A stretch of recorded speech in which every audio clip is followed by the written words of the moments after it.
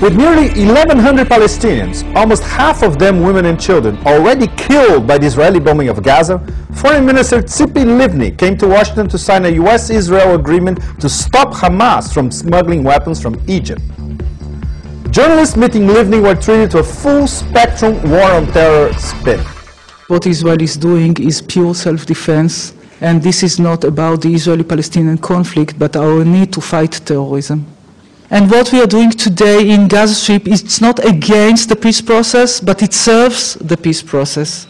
And if after the military operation they target Israel again, so we can launch another one and another one, because this is a war against terror. And a war against terror doesn't end with a peace process shaking hands in the White House. Gaza Strip is an obstacle on the way, or the situation in Gaza Strip, and Hamas control in Gaza Strip is an obstacle on the way of the Palestinians to create a state. But as I said before, Hamas doesn't represent any aspiration, legitimate aspiration of the Palestinians. So they are not a partner for any kind of peace talks. And in order to strengthen the moderates and the legitimate government, we need to weaken the others. This is now the conflict. On one side there is Israel, the legitimate Palestinian government, other moderate states in the region. They don't want Hamas to have any kind of victory on this, because they have their own radical elements back home.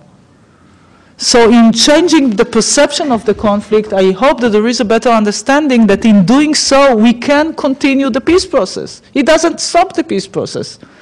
It helps the moderates. Why Israel not allowing journalists, international journalists and Israeli journalists to cover Gaza and acting like Zimbabwe or Burma? Isn't it our right to exercise whether our life is in risk or not? I think that there is, I don't know whether there is a decision of the Israeli Supreme Court on this, but I think that the answer that was given is because of security reasons, but I need to check it, because I think that there is a new decision by the Israeli Supreme Court, but I would like to check it, so I don't want to give an answer to this right now.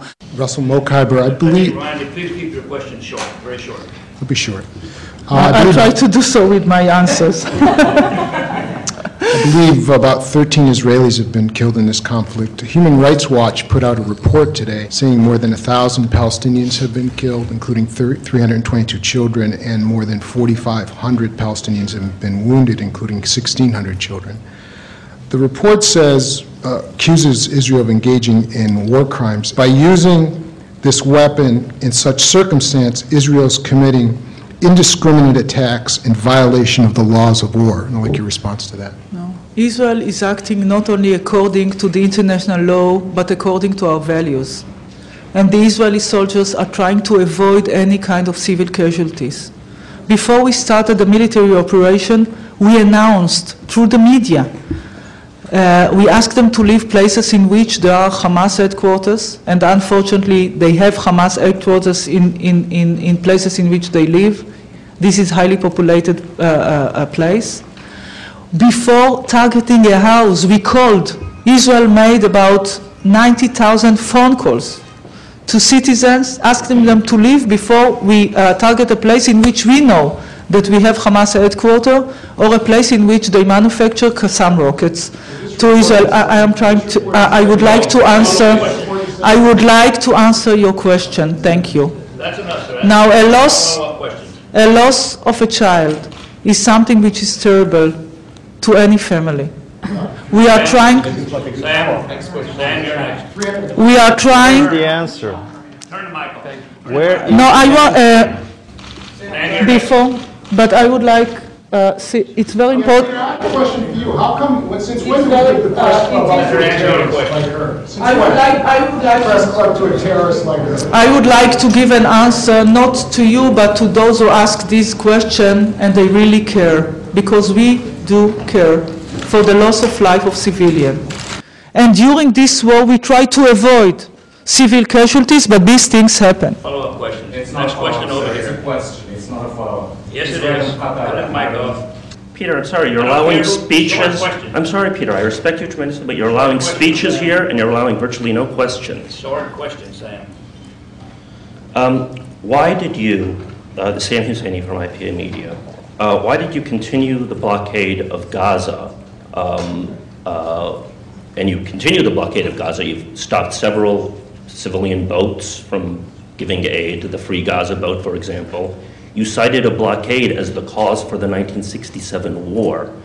When you had a truce with Hamas, you continued the blockade of Gaza, a cause for war by your own definition. Peter, you're being very unfair, Peter. Let him ask the question.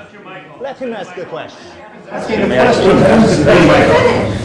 on November 4th, you killed 6 Gaza people.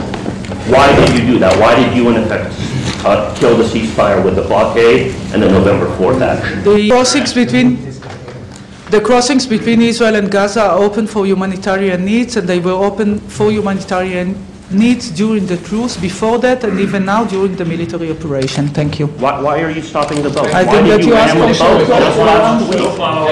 No follow-up. This isn't a press conference, Peter.